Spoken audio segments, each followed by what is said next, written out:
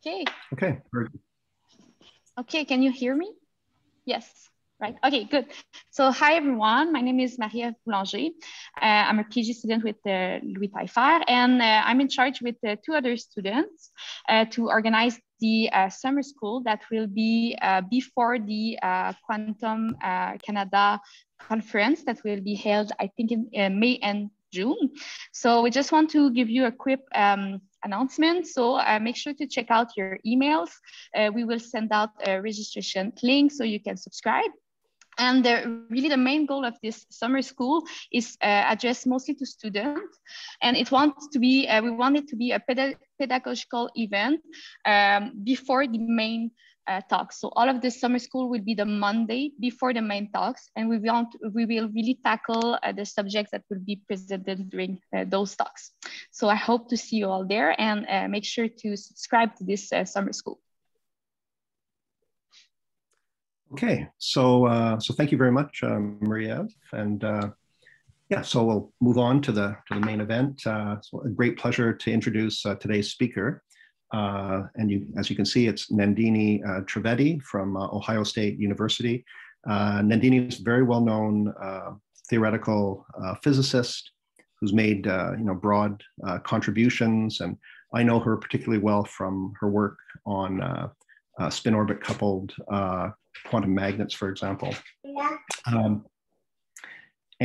So Nandini, her PhD was from Cornell University, and she then had appointments at Argonne National Lab near Chicago, and then the Tata Institute in Mumbai in India, before moving on to Ohio State University.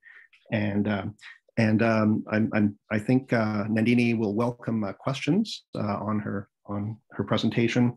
What we'd ask you to do is our regular protocol. Just put something into the chat. It just has to be just has to say that you've got a question, and I will interrupt Nandini at an appropriate break. I'll be following the chat box, and then you can unmute yourself and ask your question. So please, Nandini, go ahead. Okay. Well, thank you, Bruce, for this invitation. I'm delighted to be here among so many friends and also many new faces. So I look forward to discussions. I am trying to keep my talk short just to keep a lot of time for questions during as well as after. My talk is on fractionalization in insulators and metals. To put this in context, I have a horizontal axis here, which is correlations in units of the bandwidth. And when correlations are weak, we typically get bands which are highly dispersive, meaning the energy varies a lot as you go along the Brillouin zone. So they have some kinetic energy. At high values of the correlations, you get insulators, which are created by the Coulomb repulsion, not by simply band filling. And I want to add to this another axis of frustration. We'll see exactly what I mean by frustration, but this picture will be useful to keep in mind. So what has been an active area of research in our community is going toward Mott insulators that in the low energy sector don't order and give us quantum spin liquids. And there are many experts on this topic in Canada, and I've heard some of their excellent talks. I want to also bring in another aspect here where in metals, we discuss what could frustration mean and what are the consequences. So I'm going to show you under certain conditions, these bands, which were highly dispersive, become very flat.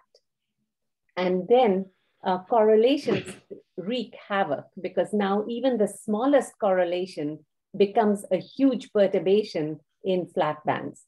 So what kinds of physics can we expect in that case? So this is like a sort of a phase diagram you can keep in mind. Okay, so the roadmap will be precisely this. I know there are many students in the audience. I want to start with a big picture for where these ideas fit into our field. And then the first part will be on frustrated insulators. Specifically, I'll talk about Kitaev Mott Insulators. And I want to highlight two results from my group. The first one is going to be about a new gapless spin liquid, which is different from what Kitaev found.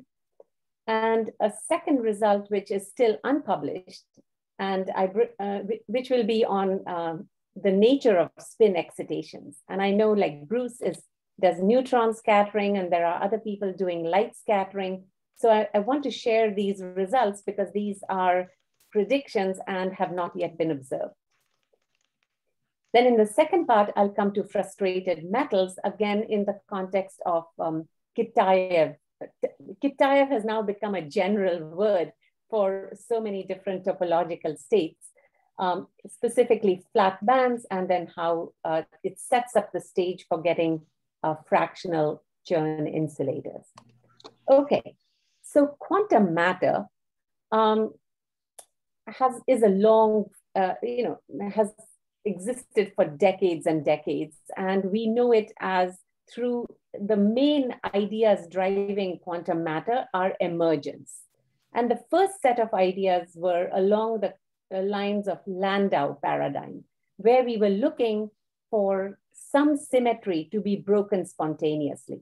And this could be magnetization or superconductivity, all of them described by a local order parameter, and bosonic excitations around the particular ordered ground state.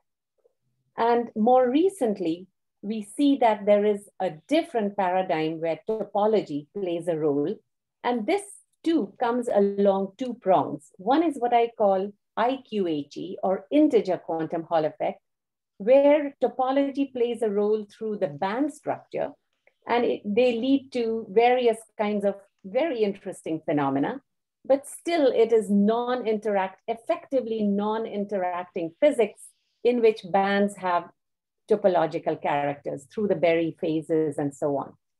A second prong, which is very exciting, is the prong of fractional quantum Hall effect. I put it in quotes because this is just to say fractional quantum Hall effect is a code name for saying that you don't have band structures anymore because interactions are really strong, but topology plays a role through ground state degeneracies on manifolds of genus, like whether it's a cylinder or a torus.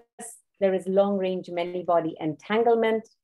There are fractionalized excitations, and all of these define a new kind of order that we call topological order. So in my talk today, I'm going to kind of focus on this topologically ordered states. Okay, another reason, of course, these are interesting in their own right, but another reason why these are being studied very actively is they provide us a new way of designing qubits that are protected. So a new way of designing topological qubits rather than just a basic qubits, which need to be error corrected. And so that is a very attractive feature of having these topologically ordered states. Okay, I want to show this because this is kind of where we would love to go with quantum materials. This is quantum Hall effects. And what I'm showing on the left is the first discovery in 82, where the nu equal to 1/3. So this is a filling of 1/3 of a band where a quantized Hall effect was seen. And this state has fractional E/3 charges. It's abelian statistics. Now, by 2000, the same picture as a function of magnetic field changed enormously because of the quality of the sample. Here it's a single sample, it's just a 2-dimensional electron gas. And now you have all of these fractions, including this state, the 5-half state, which I have highlighted in red, where you start to see non-abelian statistics. So this is a beautiful set of emergent ground states with fractional charges and fractional statistics, both abelian and non-abelian, in a single material, tuned just by the density or the magnetic field. And it would be one of the goals in quantum materials is to get such phenomenology, hopefully not by tuning the magnetic field, because that often limits the applications, but maybe by tuning chemistry or doping or other knobs. We are not there, we are getting there. And in that context, I'm going to provide a new design principle where we might be able to have more tunability to reach these kinds of exotic states. Okay. So coming now into the first part of looking at Mott insulators, the main idea is that you want to organize your energy scales from going from high energies, where let's say you have a qubit. So that's the single site where you can have a spin in general, which can be up or down. And if there are 2 qubits, you can also have doubly occupied sites. And if this double occupancy costs a lot of energy, you want to remove such sites. So that's the high energy physics that you want to remove. And now you get to a lower energy scale on the order of much smaller than this U, which is costing double occupancy, to a scale where you just have single qubits. These interact.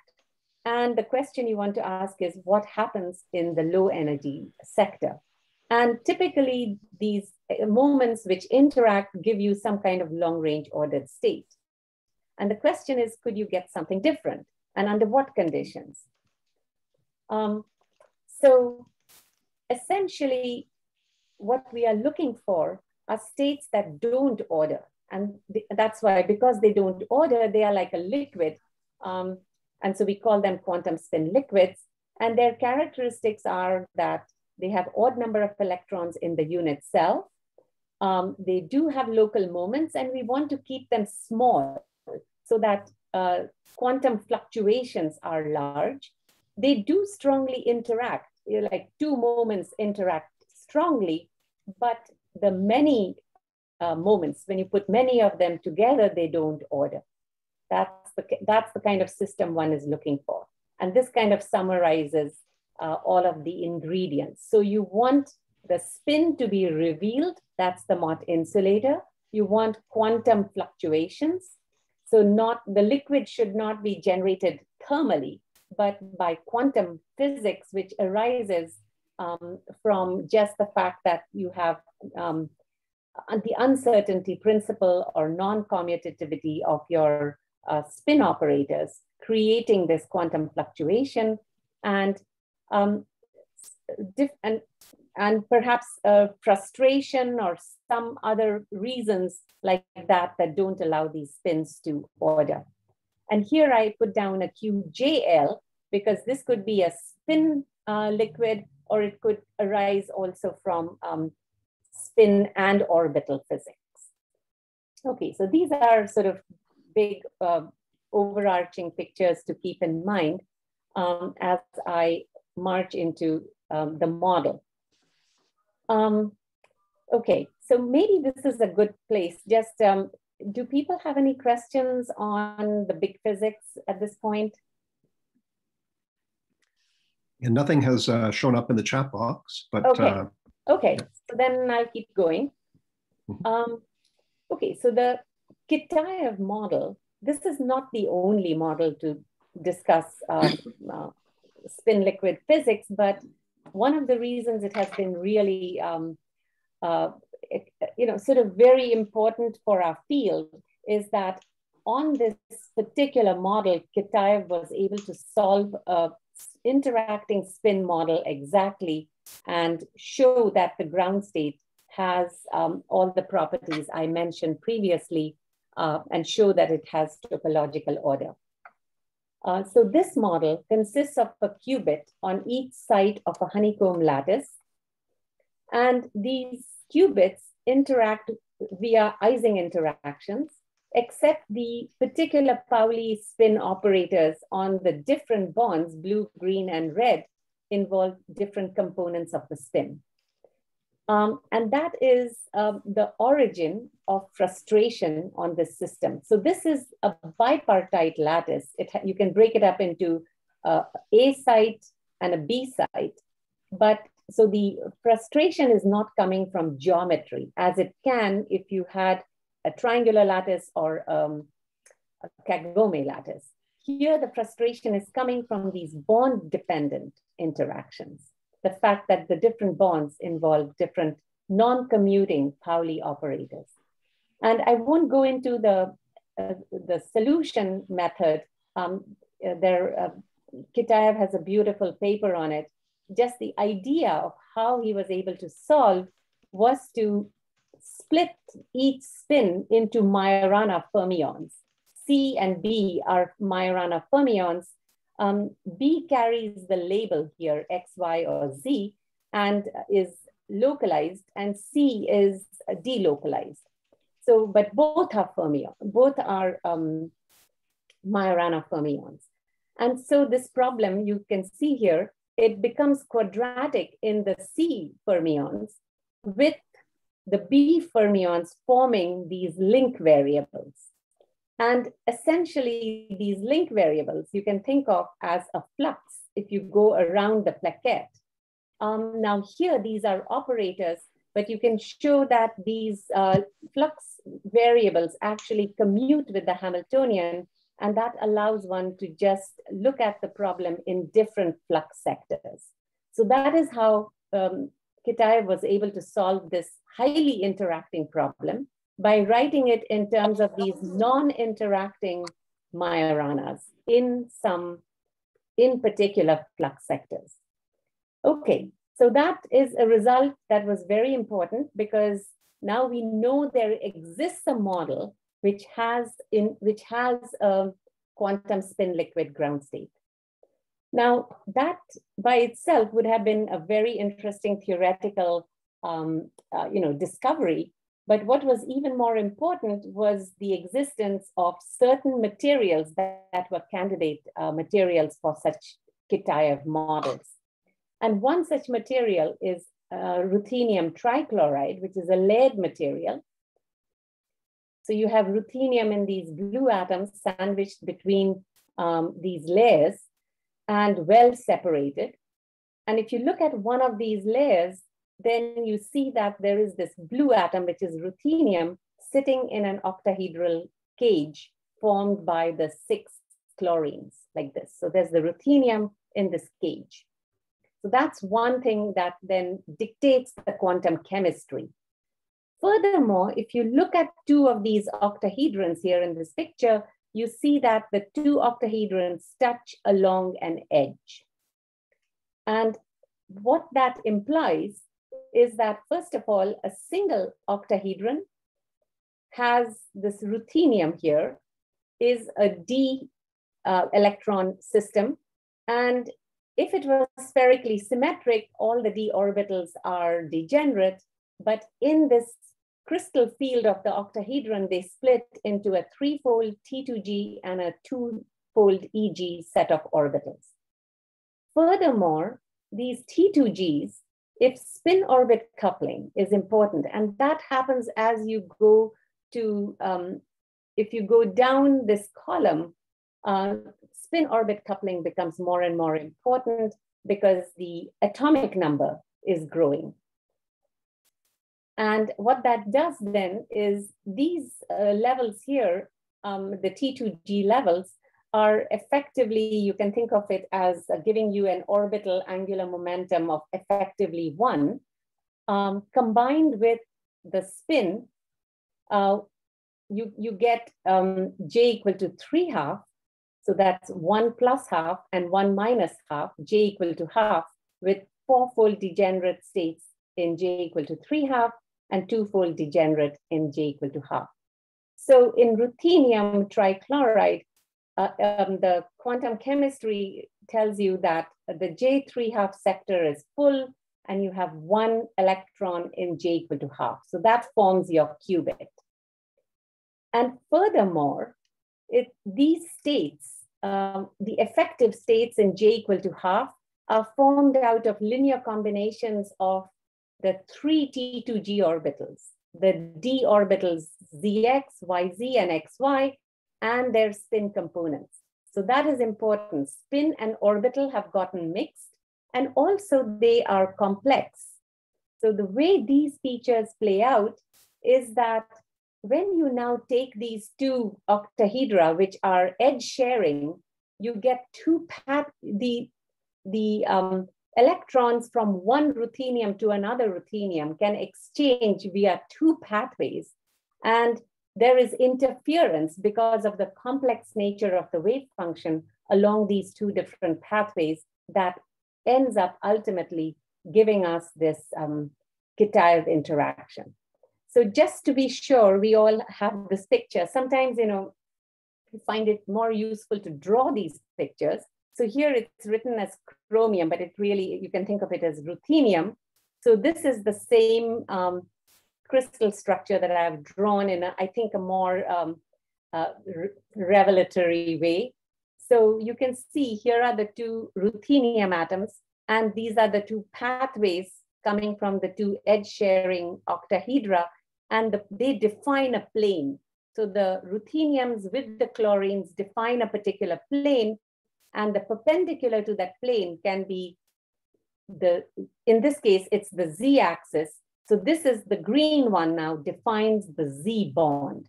Similarly, there is an X bond and a Y bond. And Jacqueli and Kalulilin were the first ones to point out that because of these 2 pathways now that I was referring to, the end result is that on a Z bond, the X and Y interactions, Heisenberg or exchange interactions cancel, and you are left only with the sigma Z interactions. So these are all the ingredients that go into creating a potentially Kitaev material. Okay, so we have a model which can be solved exactly.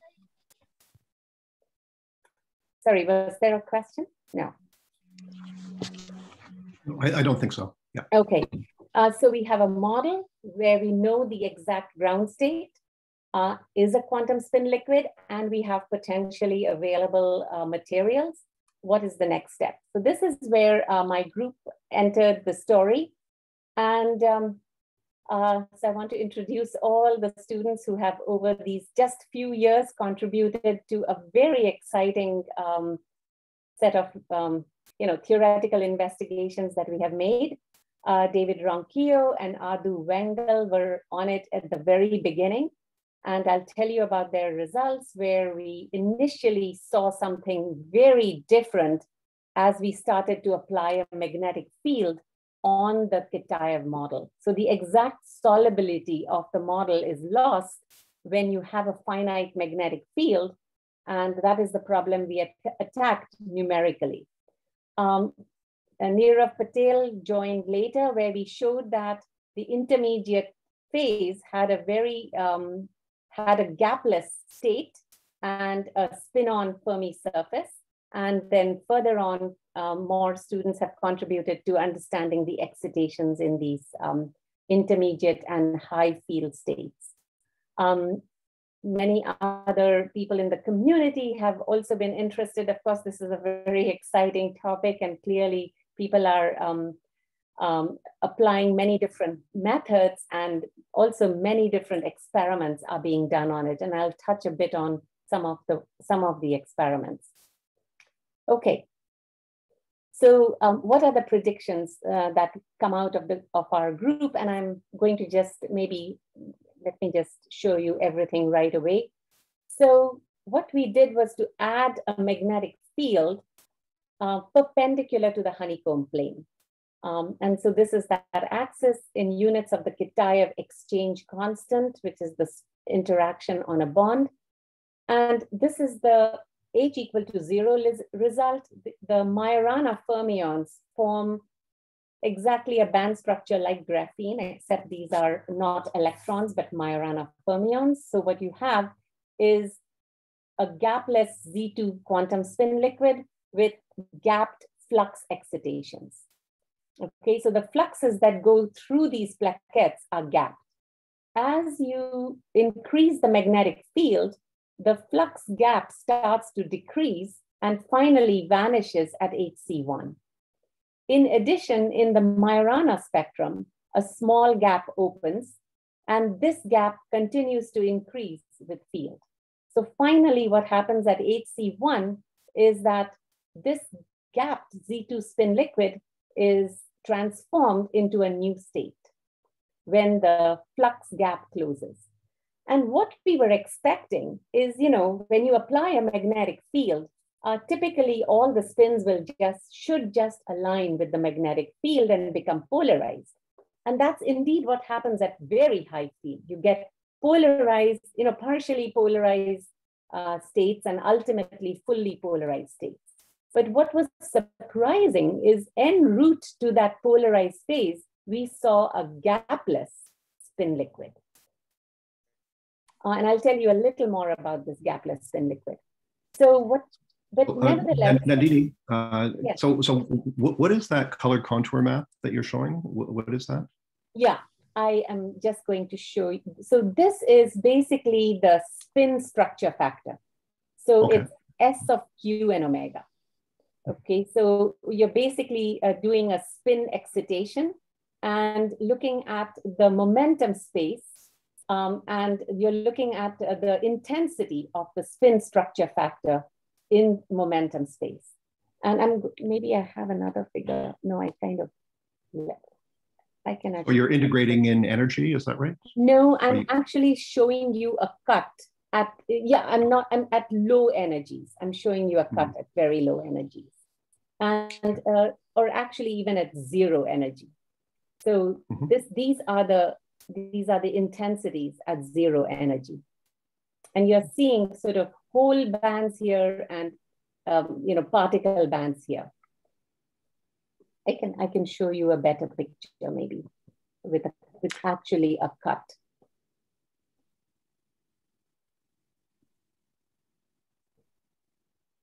Yeah.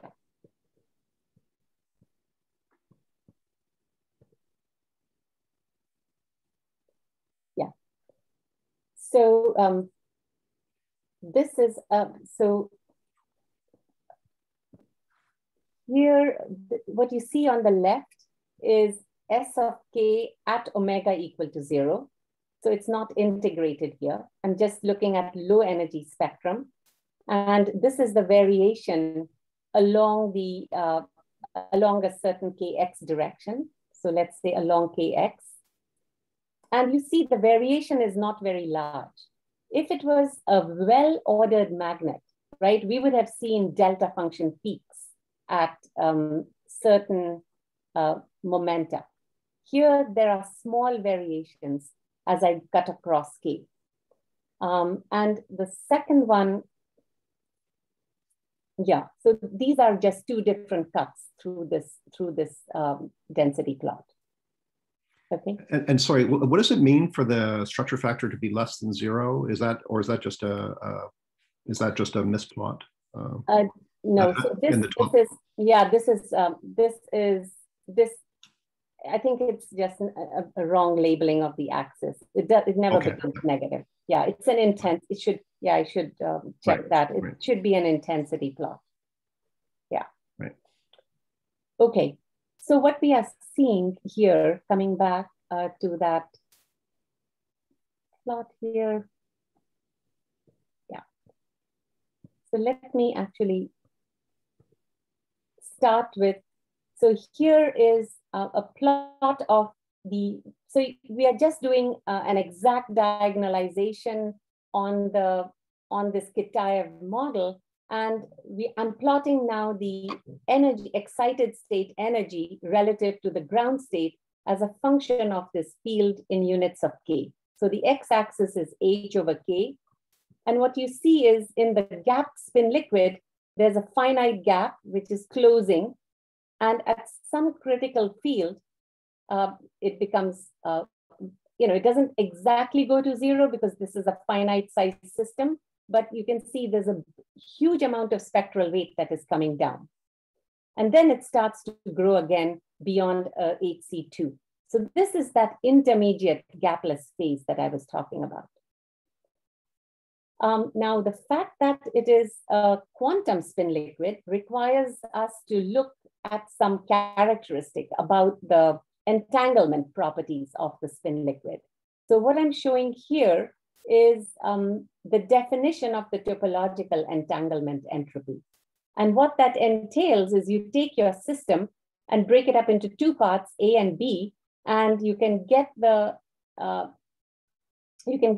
Neumann entanglement entropy by just looking at a density matrix for a subset system A by integrating out B, and that and then you can do trace rho log rho to get the von Neumann entropy, and that typically scales as the boundary. So that goes like alpha L, but there is a very specific reduction by an amount that is the Bell pair entanglement between A and B. And that gamma is, because of that additional Bell pair correlation, there's a reduction in the entropy, and that reduction is exactly log 2.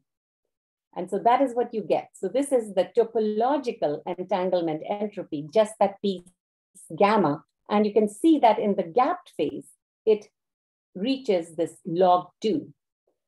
Once you get, and again, in the high field case, it goes to 0. So these two limits we understand. This is the trivial phase where the topological entanglement entropy is 0. And this is the non-trivial gapped spin liquid where it is log 2. In the gapless phase, this particular method of trying to get the topological entanglement entropy actually is not totally correct. But nevertheless, the two sides come out correctly. This is something we are still studying, how best to describe the entanglement properties of a spin liquid that has gapless excitations.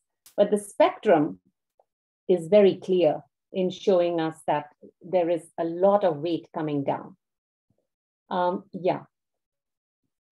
So on this, coming back here, what we are seeing is that at low energies, there are spin excitations that you can make. Here things were gapped, but here you can make these spin excitations at particular K points around gamma and M. And these are still predictions, they have not been observed, but one way to see that would be through, for example, thermal conductivity. And thermal conductivity, usually we expect in a metal, thermal conductivity or specific heat should be going linearly in the temperature. But here, also we expect that specific heat and thermal conductivity would show some power laws in temperature and would be a way to detect this Fermi surface of neutral gapless spin-on excitations. And the reason they are neutral is charge, as I showed you, is gapped to an energy scale U.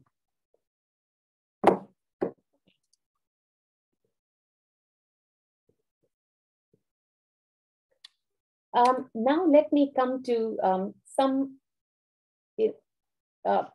another, as I talked a bit about this S of omega, S of K and omega, that was the map I showed you, the color map. Let me now come to the 1 and 2 Magnon density of states, in which I integrate over K. So I'm just looking at the density of states to create one spin excitation. So like shown here, I start in the ground state, I create, let's say, a spin flip, I go to an excited state, and then I come back to the ground state. So that's a one spin flip excitation. You can also create two spin flip excitations by exciting two spins and then coming back to the ground state. And in typical Heisenberg ferromagnet, magnet, what you expect is, so this is the magnetic field, this is frequency, I've integrated over K. So you would see some peak in the excitation. This is, the blue ones are for, these are color coded. The blue one is a 1 magnon excitation, and the red one is the 2 magnon excitation. And typically 2 magnon excitations, as shown here on the right, which is just the peak position, is typically exciting 2 magnons costs twice the energy of exciting 1 magnon. And that's very, observed in Heisenberg magnets, for example. Now in Kitaev magnets, what we find is quite a different story. So the energy to create 2 excitations, I shouldn't even call them magnons, because magnons suggest sharp excitations. I should just call them 2 spin excitations.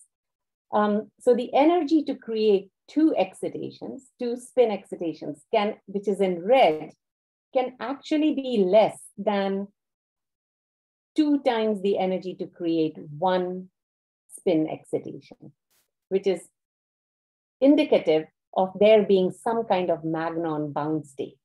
And this should show up at very small fields.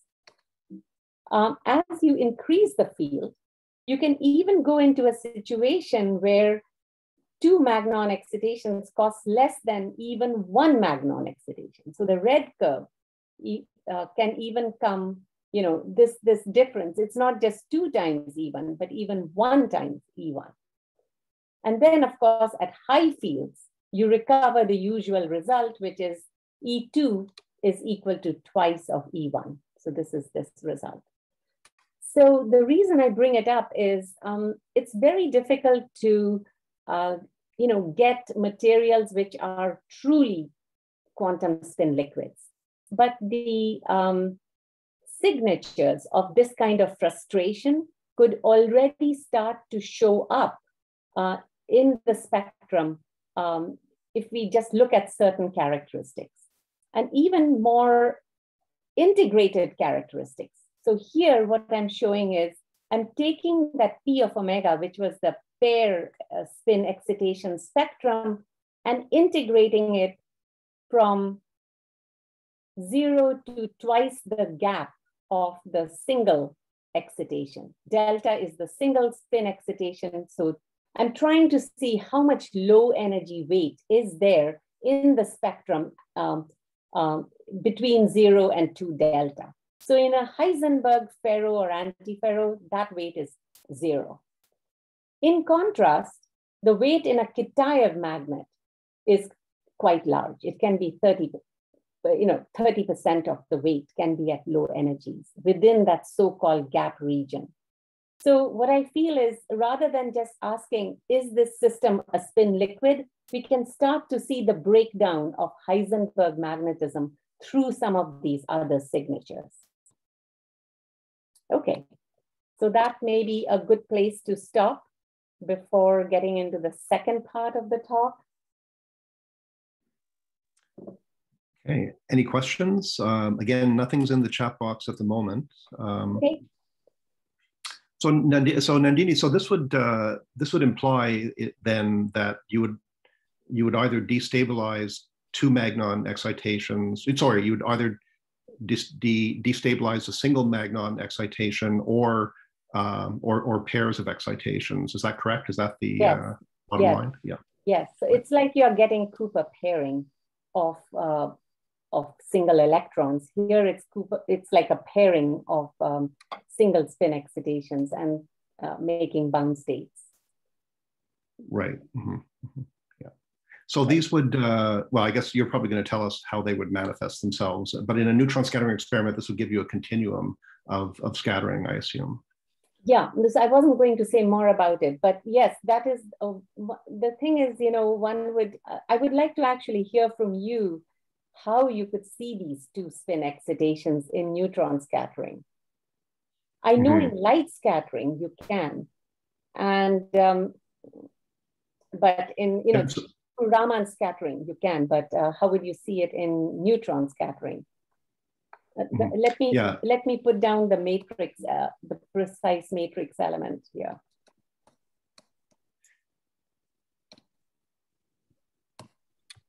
This one. Right. So you, right. So I mean, we do see the one magnon scattering, but there are examples where people have observed. I can think of some singlet ground state systems where you can observe, a one triplet excitation, a two triplet excitation, and so forth. And some of those can be destabilized at certain wave vectors and such. Mm-hmm.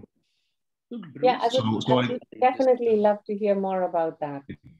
Just jumping in here, I don't know, but Bruce, those are really things where the spin excitation is still one spin flip, but then the states M, the many body states, have possibly like higher, it's not a one magnon states, right? It's probably the states that are different and not the actual operators that you couple to. Oh, it's definitely the states that are different. Yeah, and not, that's exactly right. Yeah, so, what you're saying is your state 0 is a singlet, M is a triplet, and your spin flip here connects these two. Right, but M could be like have multiple, like multiple triplet. Right. Yeah. And actually, and this type of thing has also been observed in certain pyrochlores. There's been, but I think it's the same sort of thing that Aaron's talking about. It's the state that's different. The matrix element itself is simply the one dipole spin operator. Right. That's why I said in light scattering, like Raman, is one possibility where you would see this. And, we don't need K. Now, Raman would see K equal to 0. So those can be worked out. Here we have just summed over all K. But we can, look at specific matrix elements based on the kind of experiment. I think the main message is that there is a lot of spectral weight at low energies, and that can become a way of characterizing the degree of frustration, So, just because the ground state is ordered doesn't mean we need to give up hope and say, oh, now we have an ordered magnet and, it's not what we were looking for. The excitations could still show signatures of fractionalization. Well, actually, there's a question now from Sarah. So, Sarah, do you want to unmute yourself and just ask? Hello, Nandini. It's nice to hear. Nice to hear you. Sorry? I said nice to see you. From you. I was just wondering, since you're integrating over the Brion zone, what would the NMR signature look like? So this is, NMR measures a local susceptibility, right? So since I'm integrating over the Brillouin zone, this is that local susceptibility. But NMR measures single spin flip local susceptibility, right? We could see a multi-magnon process. Is that right? I mean, yes. I thought it measures a chi double prime of omega, the imaginary part of the single spin flip susceptibility, at low frequencies. Certainly, you are measuring the low frequency contribution to chi double prime, but in fact, typically even in ordinary magnets, multi-magnon processes dominate over nuclear spin flips associated with a single magnon. Okay. Well, we have to talk about this because I was under the impression it mainly will measure the single spin flip local susceptibility, but we should definitely talk more about it. I'd like that. Yeah. Thank you. Okay. Yeah. Thanks. Okay. let me turn now to the second part. So it's on frustrated metals.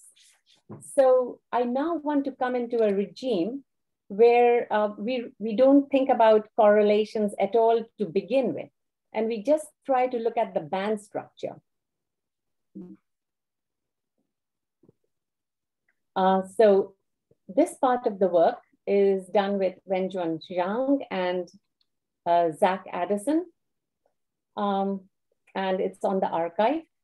And what we are proposing is a new mechanism to generate flat bands. So when I say new mechanism, what do I mean? I talked about quantum Hall effect, where essentially we get Landau levels and the bands are flat. And then when you turn on interactions, you get all of this physics I mentioned about the quantum Hall effect. The other platform we've all heard a lot about is twisted bilayer graphene. And the route to getting a flat band there is that you generate, there's sort of the lattice, bare lattice constant of the carbon-carbon bond, but you generate a large lattice constant of the Moyer lattice after twisting. And that gives rise to a very narrow bandwidth of W of order 5 millivolts, separated from all the other bands of 20 millivolts separation. So you get a frustration ratio, as it is called, W over delta of about a quarter. So, and then there's a lot of interesting things that happen on the Moyer lattice once you start to include correlations. So that's what we are trying to do, is to narrow the bandwidth so that even if you have small correlations, they become large on the scale of that narrowed bandwidth. So these are the two platforms we know. What we want to propose is a spin orbit assisted orbital frustration. So back to the honeycomb lattice that we were talking about in the context of Mott insulators. Now we want to just look at the orbitals and see what kinds of bands emerge from that under different conditions. So let's look at these edge sharing octahedra again. And you see there are three kinds of hoppings you can define. There are the hoppings from, let's say, a particular orbital to the same kind of orbital in a what is called sigma hopping.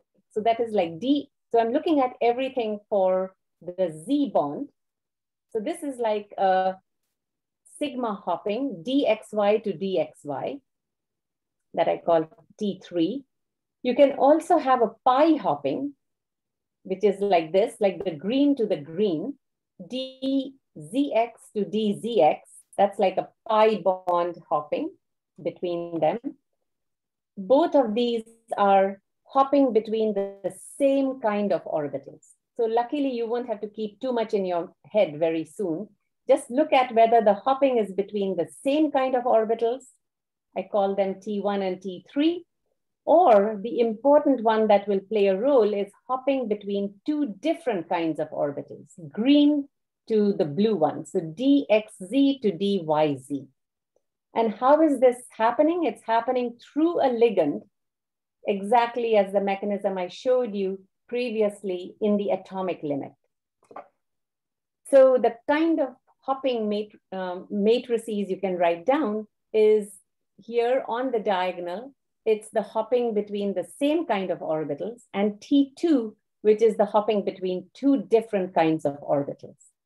Okay, so the important thing is all of these are enabled, the two different orbital hoppings are enabled by there being underlying spin orbit coupling in the system. Okay, so I'm going to look at some limiting cases just to get oriented. So if you look at hopping, if you look at the band structure now for hopping between the same kind of orbitals, T1 and T3, I have suppressed the different orbital hopping to 0. Then what you get are highly dispersive bands. The lower ones are the J3 half sector, now you're looking at not the atomic physics, but the band structure physics. So in the honeycomb Brillouin zone, these are the bands in the J3½ sector, and the red ones are the bands in the J½ sector. And you see they are both highly dispersive. If now, on the other hand, I turn off the hopping between the same kind of orbitals, so T1 and T3 is 0, but only T2 is operating, then you get extremely flat bands in the J½ sector. And the second picture here is a expanded view of that. And you can see these bands are extremely flat. The flatness ratio can again be looked at in terms of what is the bandwidth here of these red bands divided by the band gap between the J½ and J3½. This band gap is on the order of the spin-orbit coupling. So spin-orbit coupling has separated J½ and J3½, and the bandwidth has been reduced because there are no matrix elements that connect, that widen, that give you a dispersion within J½ Okay, the matrix elements are such that to lowest order to first order in hopping, you get no dispersion within this red J½ band, and you have to go to second order to get any kind of dispersion. And the second order term, obviously, just like our Heisenberg kind of physics, here you get T2 square over lambda naught. That's what gives you the second order correction to these J equal to half bands and gives you a very small bandwidth. Okay, so this is really the design principle we want to bring forward, is looking at materials in which spin-orbit coupling is the dominant scale and inter-orbital hopping dominates over same orbital hopping. And that should give you very flat bands, giving us flatness ratios. You saw in the twisted bilayer graphene, it was just a quarter. Here you can get even like 1/100. So this can then, we still don't have a material here. So this is where there are a lot of open questions. And I wanted to talk about this here so that people are excited about this result, and it can now take off in many different directions, all the way from getting more materials that might show such a behavior to then detecting different properties. In terms of properties, some of the predictions we have are, say, for the optical conductivity, there's a big difference between the case where the same orbitals are getting coupled versus different orbitals. And they show up in these selection routes. So the first thing is, because in the case when T1 and T3 dominate, these bands are quite dispersive. There's a lot of low energy absorption just within the J equal to half manifold. Whereas in the more interesting flat band case, which is shown here, there's barely any absorption in the J½ sector. So this is extremely sharp. But on the other hand, at higher energies, there are matrix elements that don't give you absorption here between J3½ and J½. So there's no absorption at higher energies. But in the flat band case, you get absorption between these two J sectors, and there is some absorption there. So that becomes another very good way to detect how much Kitaev physics is there in a particular system. Okay, let me see. I should actually be ending. Another very, a last thing I'll say is about, once you have these bands, you can look at the Berry curvatures, and you can get interesting distribution of the Berry curvature, provided you break either time reversal or inversion. And you get different patterns of Berry curvature distribution, which can then be exploited to get anomalous quantized Hall effect. So in this case, Nandini? yes. Yeah, there's a question from Aaron. Mm-hmm. Yeah, so in the optical conductivity you were showing, so the Fermi level is just in the middle of the J half? Yes. Okay. So let me just point out where it is. So I'm putting the Fermi, so yeah, the Fermi energy here is right in the middle of these two. I see. So the J half is unoccupied. Yeah, I want to put my chemical potential right between these two bands. I see. So half filled J half. Mm-hmm. Okay. And I want to keep it at that even here. So now, in order to get some kind of Berry curvature, I have to break either time reversal or inversion. And here I'm breaking it with a small magnetic field. I'm still keeping the chemical potential here. The J half orbitals, there were 4 of them. Let me show you this again. So in the J3 half, there are 8 orbitals. They are doubly degenerate. And the 8 are coming because I have 3 T2G times 2 for spin times 2 because there are 2 atoms in the unit cell. So there are total 12 bands. There are 8 of them here, but they are doubly degenerate from Kramer's doubling. And there are 2 of them in J equal to half, also doubly degenerate. So there are 4 bands in J equal to half. When I turn on a small magnetic field, those 4 split. And you can now look at, this is a ribbon calculation, which also shows the edge states. And essentially to get an anomalous Hall conductance, what we would like to get a quantized conductance, we would like only contribution from the edge states and no contribution from the bulk. And then you would get a quantized value. And that's sometimes difficult if your field is very small, but it becomes more apparent at larger field when the bands get more separated and the edge states are revealed. So that is broadly the story of this flat band physics so far. It's opening up a new material platform to get such flat bands. And once we get them, the question is turning on interactions. What does it do to that? Can we now enter the world of fractional, anomalous, quantized Hall effect? Just like the usual case with the high magnetic field. So here, a small magnetic field is being used to break time reversal right now. But what can also happen is we don't have to break it by hand. The system, when you include some small repulsion, can spontaneously generate maybe a magnetic state, and that could break time reversal.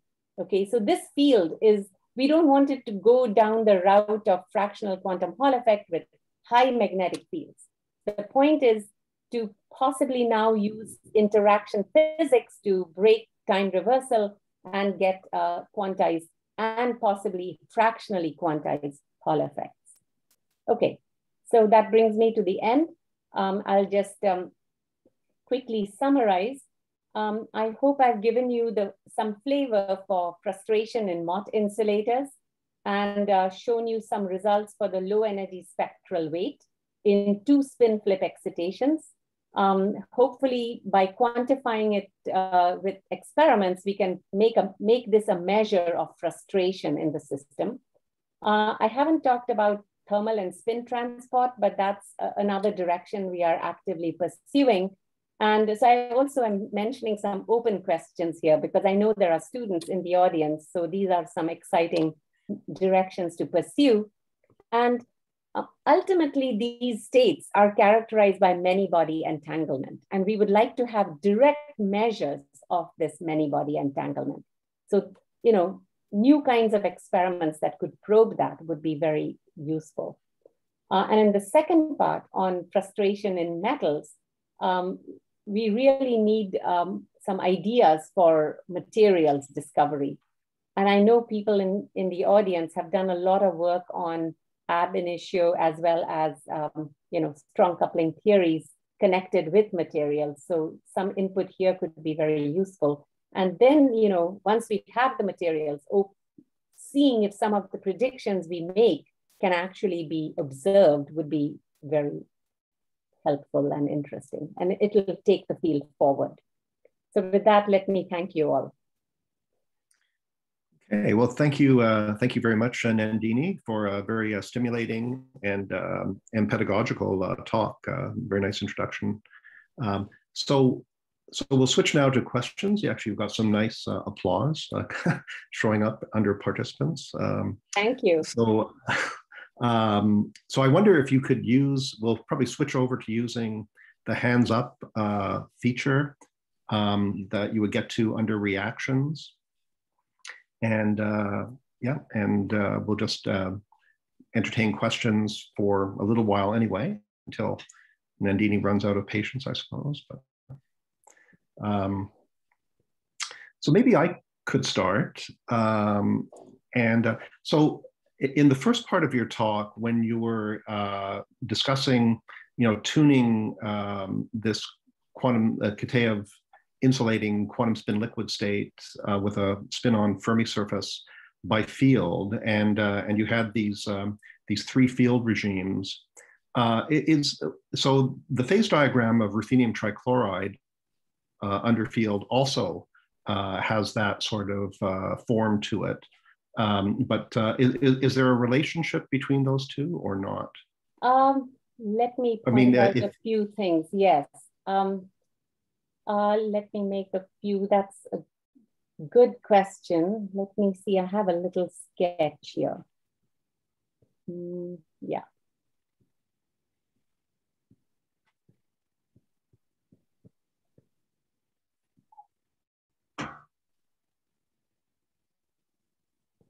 Right. So first thing to say, okay, in the coupling constant in ruthenium trichloride is ferromagnetic. Okay, so it has a particular, the ferromagnetic sign of the coupling K. And the second point is that it is not just only a Kitaev magnet. It also has, so in general, when you have hopping and lambda and U, you can make, in the strong coupling limit, you can get T square over U, which is Heisenberg. You can get T lambda over U and lambda square over U. So these in general generate Heisenberg, Kitaev, and the gamma anisotropic symmetric exchange. So you have all of these three. And so the ground state, it is a candidate, it's sort of a candidate Kitaev material, but with additional interactions. So the ground state is the zigzag state, but in a small field, it gives you this, supposedly gives you this Kitaev spin liquid. And this would be not what we call the intermediate phase, but more like the gapped Kitaev spin liquid phase. So it's that phase that this one would be analogous to. In our picture, if we change the sign of the Kitaev constant, so the three phases I showed you was for the antiferromagnetic exchange. If we change the sign to ferromagnetic, that wonderful gapless phase gets highly squished. It's still there, but it's very small. So that would be one thing that, maybe there is that other intermediate spin-on Fermi surface phase here, but it's hard to distinguish right now.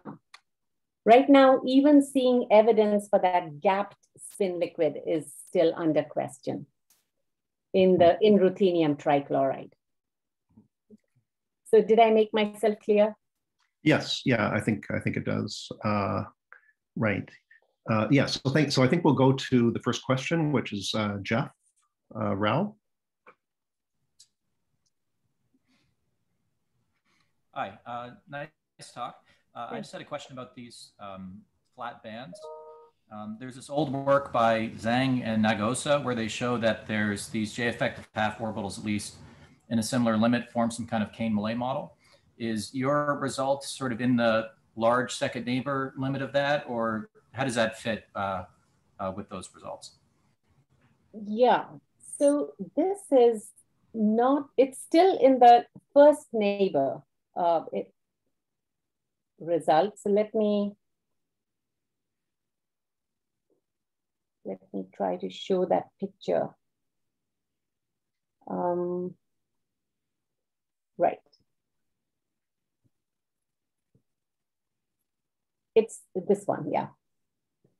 It's still in the regime where the first neighbor is important, but it's a question of whether the first neighbor, nearest neighbor interaction involves an orbital switch or does not involve an orbital switch.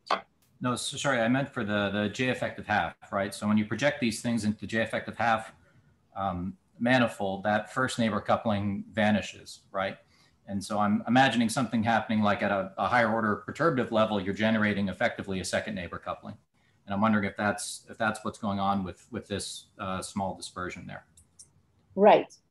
So I want to make that clear about the first. So, here's the first, it's still a correction coming. So, look at this first order perturbation between just nearest neighbor hops. Okay, so it's the nearest neighbor hop. And I'm in the large lambda regime. So I've made my J3 and J half orbitals, large lambda, and now I'm doing perturbation in T. Right. Okay. So the first order correction goes like T1 plus T3, right? This term here involves the same orbital hopping regimes, and that if T1 and T3 are 0, this first order correction goes to 0. The second order, then exactly as you said, now requires you to hop from J half to J3 half and back. And that's what gives us the T2 square, because there are 2 hops involved, to the nearest neighbor atom, and using lambda as the denominator. So it is a different mechanism. But is it this the same kind of Kane-Millet type model for these J effective half states that they had in this Zhang-Nagosa paper? I don't believe so. Let me see if Zach is in the audience, my postdoc. He knows some of the literature better than I do. Hey, Zach, can you comment on Jeff's question? So it's a good question whether you can view this as if I understand which model you're talking about kind of like a graphene model with spin orbit coupling that leads to Z2 non-trivial insulator, right? Yeah, so it's a paper from, I think, 2009-ish, where they do an effective model for one of the sodium iridates within the J effective half levels. I see. The effective model ends up being, it looks similar to this. So I was just wondering how it fit into that. Yeah, so I don't know that model specifically, so I should check that. I'm curious if that model produces these the bands narrowing around the M and gamma point. That would suggest to me if this model can be exactly mapped onto that. But I will say for this coupling and the couplings we looked at, this is Z2 trivial. So it's not a topological insulator. Whether it could be tuned to be a topological insulator by something, maybe, but that at least I can say that. Yeah. Okay. Thanks. Yeah, I'll drop the link to the paper. Yeah, we should definitely look at that. Maybe can I make a comment on that? Go ahead, so Jim. I think what Jeff is talking about is this Zhang and Nagosa paper where they did similar thing, but I think that they requires to have a second nearest neighbor hopping, which has to have an imaginary part. So if you just with the nearest neighbor, this will be G2 trivial. But if you include AA2 hopping, which is a second, so you go to another expansion on this because you're projecting onto the J equal half. The first term is 0, as you said, but second term requires to have a 3/2 hopping because your LZ is not actually conserved. So you have to go to the 3/2 to get the this first neighbor, nearest neighbor. And then if you do the further neighbor and see what happens, then you may open up the gap at the K point and you got into the non-trivial the insulator that Zhang and Rosa has talked about. So I think that's what Jeff is referring to, right? Yeah, so that's what I was saying just, and I was wondering if they were generating these terms perturbatively, essentially, the same terms they sort of added by hand in that paper. Right, so I think that if they go beyond on what they have done it, like go to the next nearest neighbors and see if, what you generate after that, and you may end up with a small gap opening due to that effect, then it'll be G2 non-trivial. Right, right. I guess that's right. I mean, in the Kane-Millet model, right, you have these, you do have second neighbor, the T2, I mean, the nomenclature, the T2 there is the second neighbor hopping with these imaginary terms. And that's right. So here we wanted to keep it at the nearest neighbor level, just to, because in any real material, you're right, one would have to look at the actual band structure and so on. The point was just to produce a proof of principle, design principle, to see where to go to start to get flat bands without fine tuning. That was another important thing. We didn't want to be fine tuning too much. Right, but I think that's actually bring me my question. Bruce, can I go next? Am I? Yes, yeah, please do. I think I have a similar question here. The energy scale that you have is the lambda is about actually very large, and T2. Let's set the T1, T3 0. I think that's fine. But then your T2 is like about. If I just look at the band structure, is pretty small compared to a lambda. So material-wise, it's going to be very localized and strong spin-orbit couple. So I am not sure if you have some particular ones that you have in mind. Well, at the moment we don't. We have some candidate materials we have been talking to people about, but. We don't have any specific materials right now, but there are, people have been suggesting square nets as well as honeycomb nets as possible design ideas, but nothing, we don't have a specific candidate. That's why I wanted to bring it to your attention. If you have ideas, we'd love to hear about it. Yeah.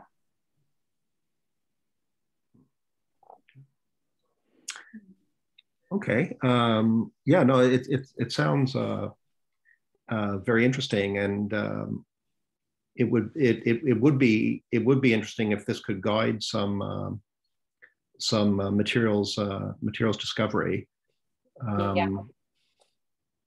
But essentially reversing. We always think of U as the biggest scale, right? And now we are saying let lambda be a big scale.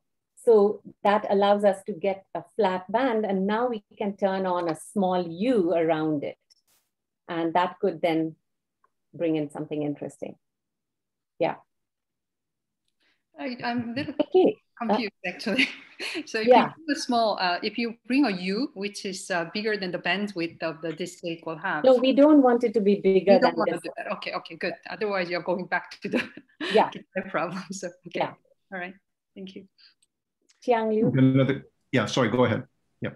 Oh, go ahead. Yeah, thank you. So very nice talk. And I think I'm interested in the Kitaev model with the field, and especially the topological entanglement entropy. So can you turn to that slide? Yeah. Yeah. And my question is twofold. One is that so it seems that the topological entanglement entropy could vary in the low field spin liquid region, and it could be, it's increasing with the field. So I'm not sure. Yeah. So I see your question. Your point is it should be log 2 because it is a prop. Is that the question? It should be log 2 because it is a property of the phase. So you mean that? Are you talking about this? Yes, exactly. Yeah. You know, so the point here is this is a numerical result based on a small system, about 18 sites.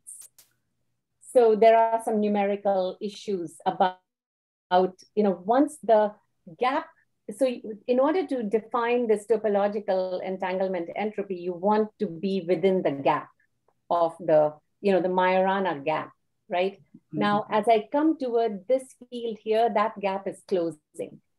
And so there are numerical issues with the results here, closer to these transitions. So you should really just take this result here.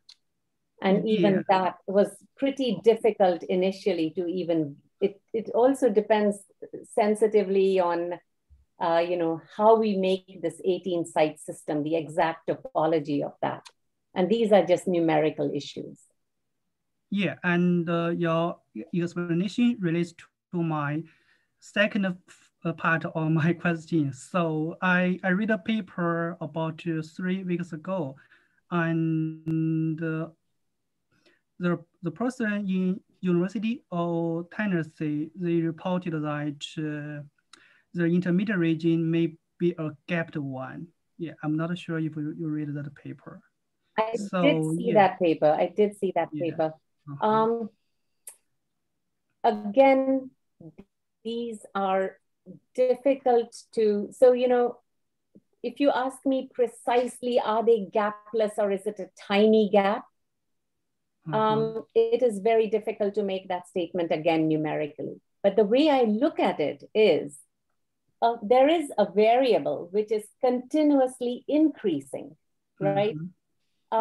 Clearly the Majorana gap should have just increased with the field, right? It's like having a superconducting gap and you're increasing some variable and the gap starts opening up, it just goes on increasing. Clearly there was something very non-monotonic that happened. So whether the state is precisely gapless or has a tiny gap, one still needs to explain what changed. Why did it happen? And so we don't have a very, you know, we have some idea about the spin excitations becoming very low in energy. Now, whether it's precisely 0 is also hard to say, but it's already at a low energy compared to what was happening here. So that still needs to be explained. Yeah, I agree with you.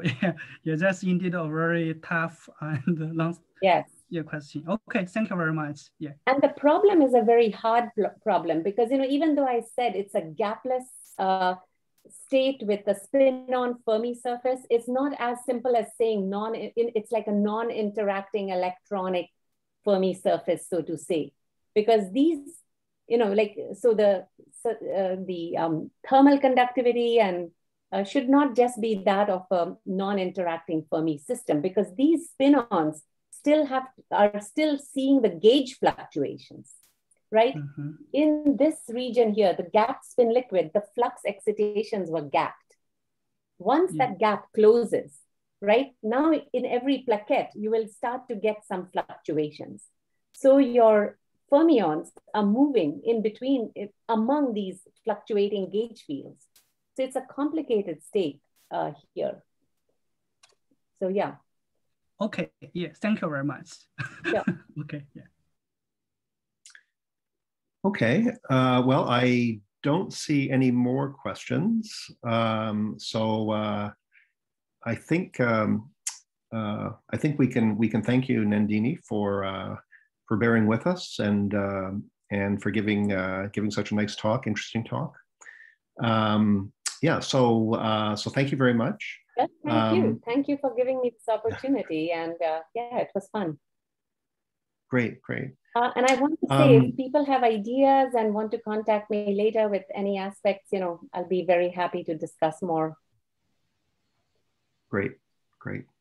So André-Marie, and I think this is the last of our series of the winter spring series, or is there one more? No. There is Marc-Henri Julien next week.